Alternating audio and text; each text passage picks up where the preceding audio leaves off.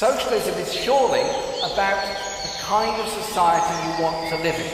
Do you want to live in a society where there is no public provision of any kind of service, there is only private provision, and the only thing to worship is money and getting wealthy at the expense of others?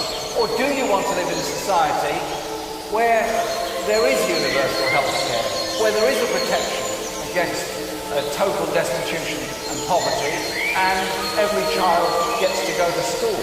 Because in many parts of the world they don't. And I want to live in a society that has that kind of collective principle about it. But I also think that we have to have a thought, which hasn't come up very much tonight, about the natural environment in which we live. We live in a free market society to some extent in Britain, to a great extent in the USA, and certainly the domination of the world's multinational companies and banks is very, very powerful indeed. Are they really caring about what happens to the environment? Are they really caring about the level of exploitation of oil and other mineral resources? Are they really caring about the damage they're doing to the environment? It's only if you live in a society on a set of principles where you take from people what they can afford in order to give that to people who need it. So in other words, from each according to their means to each according to their needs is surely a very sensible, very basic principle in life. Since you're getting so excited and so agitated, don't be so interested. Think quietly.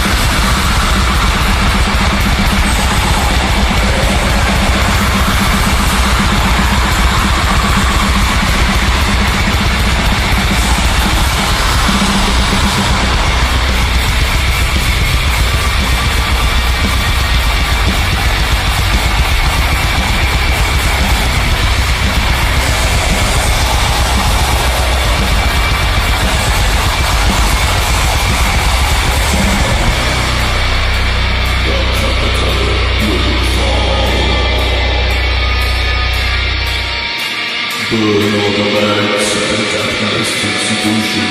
Burn all bankers and worship the Anarchosatanism.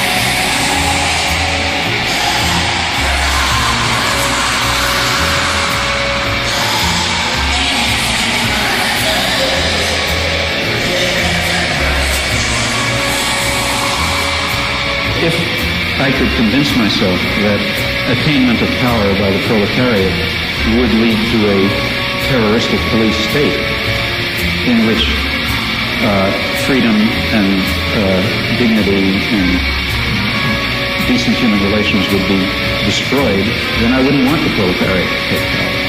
In fact, the only reason for wanting any such thing, I believe, is because one thinks, rightly or wrongly, that some fundamental human values will be achieved by that transfer of power.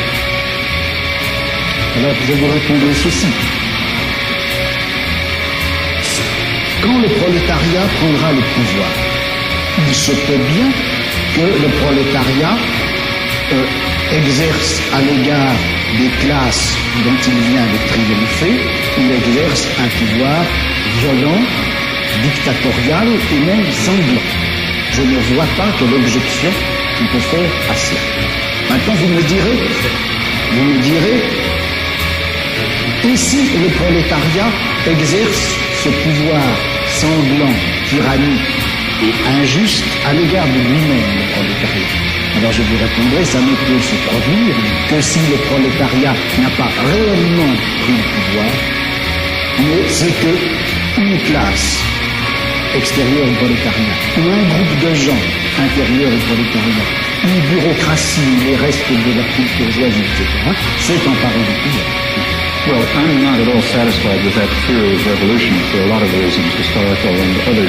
But even if one were to accept it for the sake of argument, still that theory is holding that it is maintaining that it is proper for the proletariat to take power and exercise it in a violent and bloody and unjust fashion because it is claimed, in my opinion falsely, that will lead to a more just society in which the state will wither away, in which the proletariat will be a universal class, and so on and so forth. If it weren't for that further justification, the concept of a dictatorship of the proletariat, violent and bloody, would certainly be unjust. I, for example, am not a committed pacifist. That is, I would not hold that it is under all imaginable circumstances wrong to use violence, even though use of violence is in some sense unjust. I believe that one has to estimate relative injustices.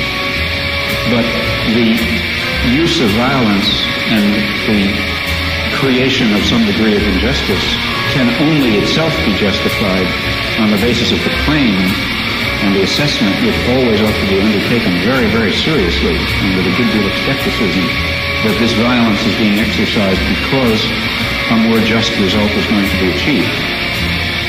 If it does not have that grounding, it really is totally immoral. Je ne suis pas sûr, je ne pense pas que l'idéal de la guerre des classes, enfin le but que se propose le prolétariat en menant une guerre de classe, je ne crois pas qu'on puisse dire, qu'il soit suffisant de dire que c'est une plus grande justice. Ce que le prolétariat veut faire en chassant la classe actuellement au pouvoir et en prenant pour lui le pouvoir, c'est la suppression précisément d'un pouvoir de classe en général. Car le prolétariat... That is the further justification. Ça c'est la justification. Pas en termes de justice. It is in terms of justice. It's because the end that will be achieved, it is claimed, is a just end. If the Leninist or whatever you like would dare to say we have a right to take power, let's say we, the proletariat, and then throw everyone else into crematoria, let's say. I mean, if that were the consequence of the proletariat taking power, of course it would not be appropriate. The idea is, and that's the reasons I mentioned, I'm skeptical about it, that a period of violent dictatorship, of perhaps violent and bloody dictatorship, is justified because that will mean the submergence and termination of class oppression, a proper end to achieve in human life.